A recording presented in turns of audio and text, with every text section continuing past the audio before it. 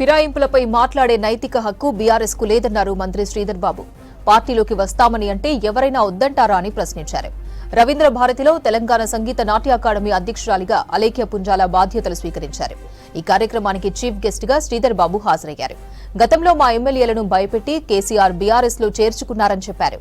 ప్రస్తుతం ఎమ్మెల్యేలు స్వచ్ఛందంగా కాంగ్రెస్ లోకి వస్తున్నారని చెప్పారు. కాంగ్రెస్ లో స్వేచ్ఛ ఉంది కాబట్టే జాయినింగ్స్ కొనసాగుతున్నాయన్నారు శ్రీధర్ బాబు. బీఆర్ఎస్ లో మిగిలేది ఆ నలుగురేనన్నారు శ్రీధర్ బాబు.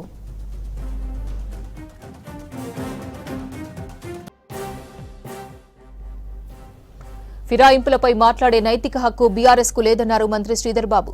పార్టీలోకి వస్తామని అంటే ఎవరైనా వద్దంటారా అని ప్రశ్నించారు. రవీంద్ర భారతిలో తెలంగాణ సంగీత నాట్య అకాడమీ అధ్యక్షురాలిగా అలేఖ్య పుంజాల బాధ్యతలు స్వీకరించారు. ఈ కార్యక్రమానికి చీఫ్ గెస్ట్ గా శ్రీధర్ బాబు హాజరయ్యారు. గతంలో మా ఎమ్మెల్యేలను భయపెట్టి కేసీఆర్ బీఆర్ఎస్ లో చేర్చుకున్నారని చెప్పారు. ప్రస్తుతం ఎమ్మెల్యేలు స్వచ్ఛందంగా కాంగ్రెస్ లోకి వస్తున్నారని చెప్పారు.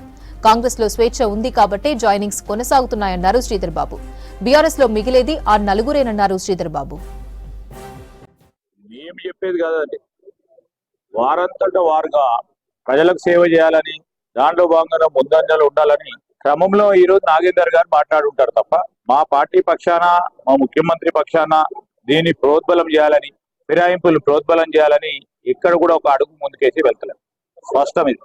అంటే అందుకోసమే చెప్తా ఉన్నాం, ఎవరైనా వచ్చి స్వచ్ఛందంగా, మేము చేసుకునేది ఒక తీరు ఉంది, వారు చేసుకునే తీరు ఒకటి. వారెవరైనా మా కాంగ్రెస్ పార్టీ ఈ రోజు ప్రజల పక్షాన సంక్షేమం అభివృద్ధి కార్యక్రమంలో ముందుకెళ్తా ఉన్న తరుణంలో ఆకర్షితులై వారు వస్తా ఉన్నారు. అప్పుడేం జరిగింది? భయం, భక్తి, మళ్ళా ఇంకా ఏదో ముందుకు చూపెట్టి చాలా మంది కాంగ్రెస్ పార్టీ శాసనసభ్యులు ఆ రోజు తీసుకోవడం జరిగింది. సో వారికి నైతికంగా మమ్మల్ని ఏదో అడిగే హక్కు లేదు. వారికి lost their moral right to ask us. నైతికంగా అసలు వారికి హక్కు కూడా లేదు వారు మాట్లాడటానికి. ఈరోజు సంక్షేమం అభివృద్ధిలో తప్పకుండా చెప్పిన పనులను చేయడానికి ప్రయత్నం చేస్తా ఉంది.